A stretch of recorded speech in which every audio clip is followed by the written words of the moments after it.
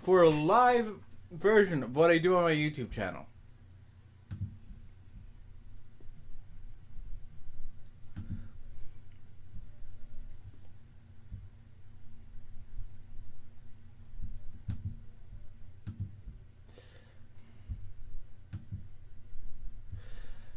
So,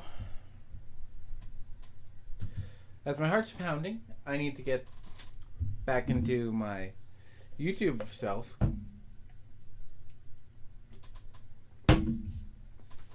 Woo. And I'm going to clip this and put it on my YouTube channel. But on my YouTube channel, King Beanie, there is a series called Realm of Nightmares. What happens in it? I read out creepypastas that I find, and, well, obviously read them out. But since I didn't plan a video out,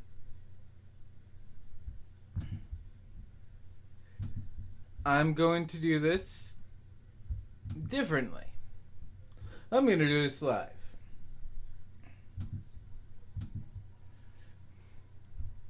So,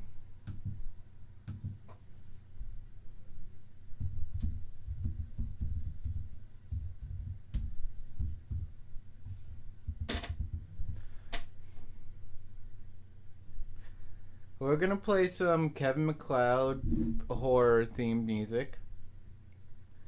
And,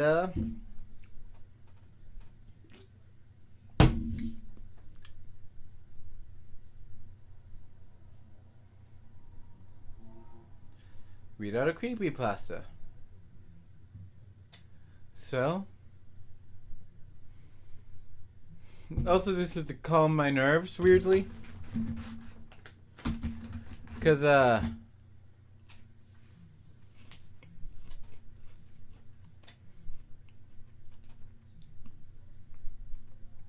one more.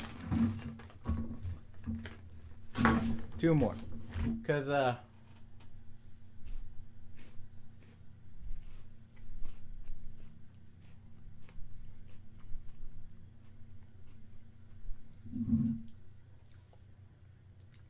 I'm gonna be real with you. That thing got to me way too much, and right now I am not in the mood to see it again.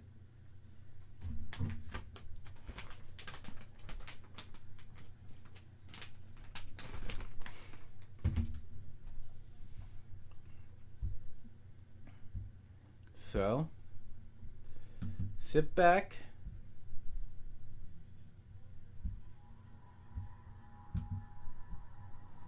Let me just see the audio mix.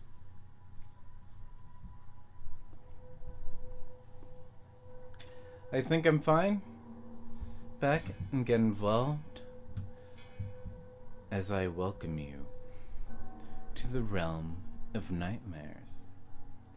Today we read a story known as Mann Tract und Gott Lach. It's a folklore story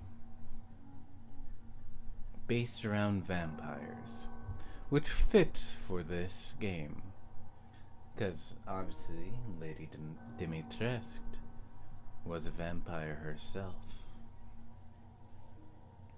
So, sit back, relax, as I welcome you to the realm of nightmares, my creatures of the night. Nothing was working. Garlic, one of the hokier vampire myths, was completely useless. Wait, give me a second. I will legit restart this, so. And here. Nothing was working. Garlic, one of the hokier vampire myths, was completely useless. He was prepared for that. It had bounced ineffectually off the tumbling wave of raking claws and gnashing teeth, crushed fragrantly under their mass. No big deal, he thought to himself as he ran down the musty hallway, putting some distance between him and the mob of killing dead. Each thud of his foot sent a donut cloud of dust up from the centuries-old carpet, the thickening already. Blah. Sorry, I'm messing this up. Thickening the already hazy air. He zigged into a room that he knew would wind its way through the labyrinth. He zigged into a room he knew would wind its way through the labyrinthine upper floors. Even in its frantic state, he managed to marvel at the decrepit stateliness of the run-down manor. This had been a bedroom for a daughter of the long-dead bloodline. Indicated that the late 1800s doll watching him with sightless eyes from inside the ornate canopy bed. In his hectic survivalist state, he remembered reading about the sad tale of the daughter. While researching the house, she starved to death after falling down a waterless well in the backyard. Sad, but unrelated to the calamity he was now facing. The clinking of the various items in his swollen doctor's bag was inaudible over the tortured, hungry wails of his would-be devourers. Through fingers nimbled with adrenaline, he fumbled in the bag, looking desperately for another life-saving trick. Finally, finding what he had wanted, he yanked out a bottle and threw, leaping arcs of holy water backwards onto the cruel, hollow faces in the ravenous pile. The water mixed with the group's murky slaver as it drenched their grotesque features. If there was a telltale sizzling sound, he couldn't hear it over his harsh breathing and tortured cries from the throng. Some of them even going so far as to croak out words like kill and eat. Even if he had heard the sizzling actions spoke louder than words, and the mash of living corpses tripped over each other to feed on him. He wasn't slowing down in any meaningful way, which was the effect he actually needed. To be expected, he told himself, comforted by the heft of his bag, which was chock full of an arsenal to be used against these creatures. He continued to run while rummaging while running. He needed to make sure that he didn't run into any dead ends in his great Victorian mansion. He felt confident that he had studied the layout of the house, enough to know which bedrooms had 2 exits, which hallways he could turn down in a circuit, and how to flee back to the great staircase in the lobby. He always needed a route back to that colossal staircase, so he could escape back out into the outside world. Passing a suit of armor from a long-forgotten dynasty, he wasted precious seconds to topple it onto the floor behind him.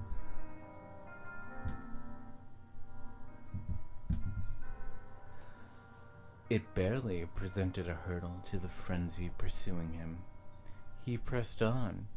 He zagged onto the trophy room, which was adorned with such consistent and deep crimson it immediately overwhelmed him.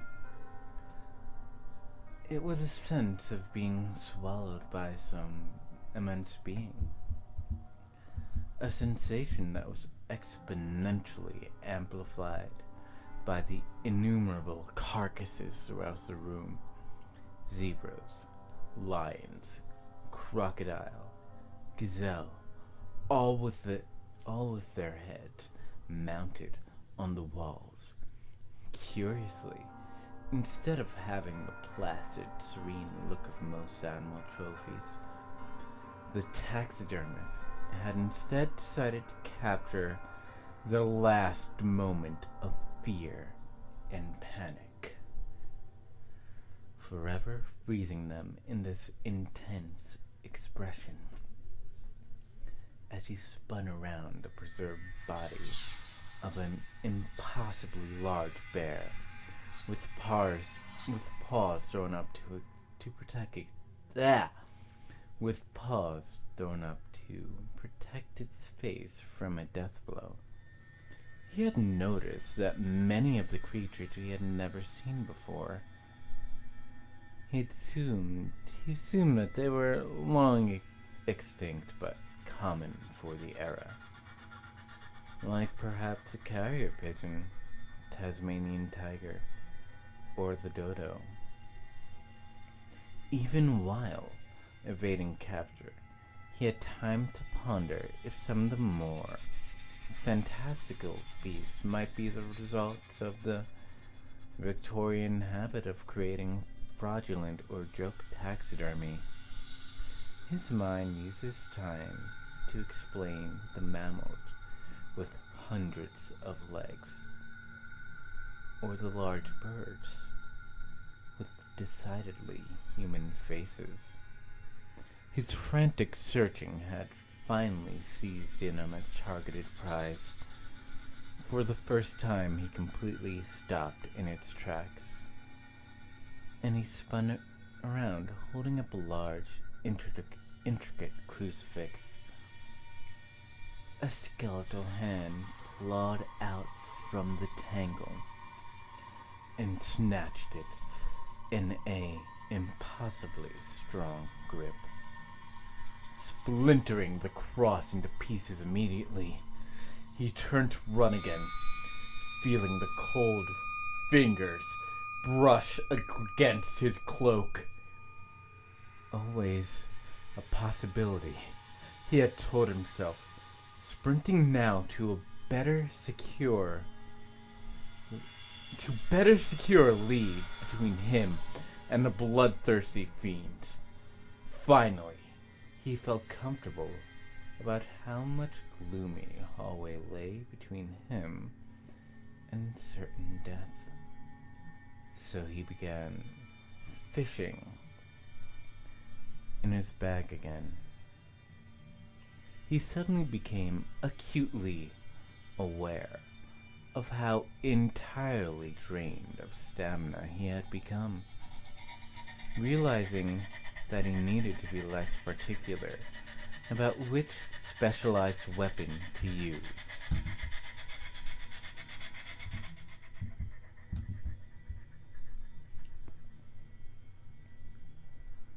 His steps started to lag as he showered silver power on the villains. Their shining yellow eyes didn't even blink as they passed through the dust cloud. His breathing became more labored as he threw handfuls of salt at them. This only seemed to make their gaping maws leak Stygian drool more freely. He exhaustedly blundered his way into the master bedroom, which seemed somehow more well-lit than the other rooms, as though it had trapped light in here through some unknown method. Even after years of disuse, under layers of spiderwebs and dust, the radiant emerald colors of the room held a regality. Golden lay wove through every bit of furniture, ivory, jewels,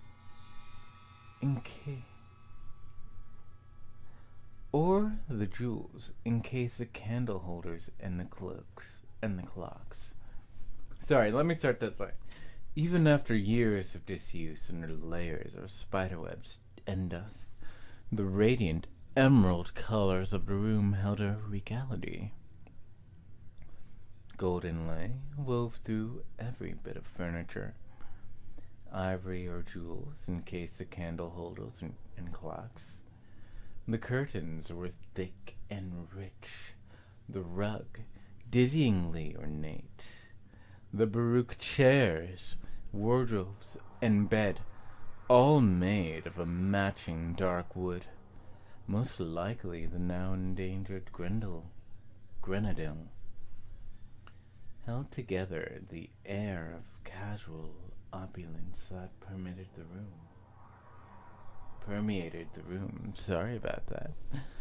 Even in his drained state and desperate flight, he had noticed the massive family portrait of the one-time occupants, forever immortalized in paint. The family's mutual disdain was worn plainly on their features. His tired mind pulled up more information as he had dredged up in his research of the bloodline's ultimate demise. How, after the youngest daughter's death in the well, more of the children fell to misadventures, some being consumed by unknown viruses while on safari, others simply never returning from Arctic expeditions, more of them simply hanging themselves from the mammoth chandelier in the lobby. The matriarch eventually buried her husband alive in the basement inside of a burlap sack before absconding with the family fortune, never to be seen again. And this was all information that was of little to use at the moment. He finally looped back to the great staircase, aware that his grand hunt might not end fruitfully this night. He grabbed handfuls of apparent vampire weaknesses, supposed Christ nails, and blessed rose petals.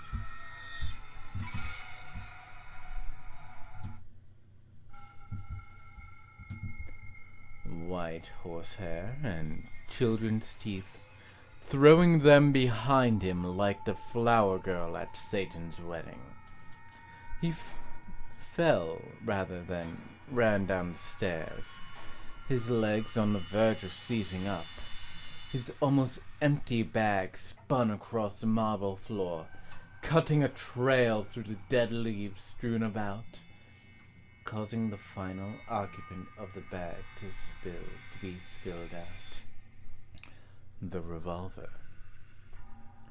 He had been saving this for last, since it was a brute force solution. Of course it shot silver bullets, but those are deadly to regular people too, not just vampires.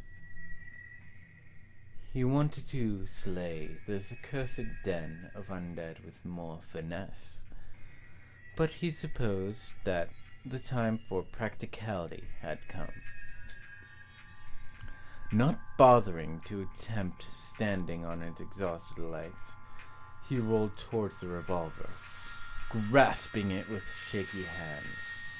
He turned to level it at the horde tumbling down the stairwell towards it. He shot. Then he shot 5 more times. Then the gun clicked and clicked and clicked. He did gain some small satisfaction right before the host descended on him, that they did not react to getting shot. Their ivory flesh had peeled away where the bullets met them. The bloodless wounds bloomed at the sight of impact. He had seen the glowing jade bones underneath. They had reached him, and predictably began to drink his blood. They also bit into his flesh greedily, scooping his innards with malice, breaking his bones to extract marrow. One of the things leaned into his screaming face, whispered to him, confessing the nature of his victorious foes. As he was disarticulated, he laughed. I think that's where we'll end it tonight. I think next week, when I hit the baby, I'll be much more mentally prepared and not just scared shitless at the atmosphere. And I think this was a fun stream. You actually got to see me horrified, which is really cool. So cheers. Next stream, which might be tomorrow or it might be Saturday, whichever I feel, will be, I've fully decided it's Minecraft. And before I go, we'll do a raid. But this story, Mann Tract und Gott Lach, I can't pronounce German, so it will be put up on my YouTube channel. So if you want to see any more, please go check out the King Beanie YouTube channel in the description, or my channel description. And the story was created by Dakota Lee Dahl. So, well, I'm going to just pull up the raid. Shit. Let's go to Twitch. This guy's been here less than a year. He's been one of the most destructive. Who should raid? Should raid someone I'm following or someone different?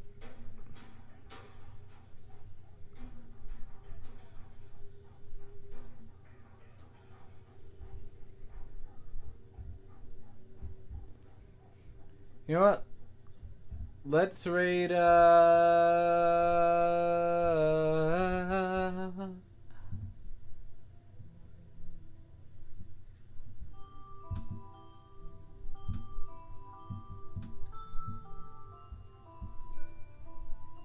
this guy.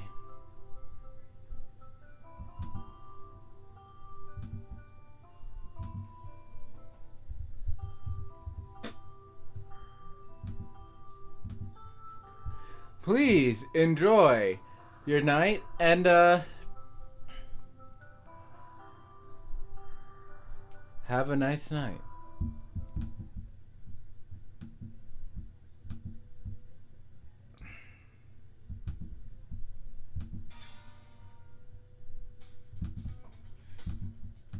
I read a few of those. My brother would collect them.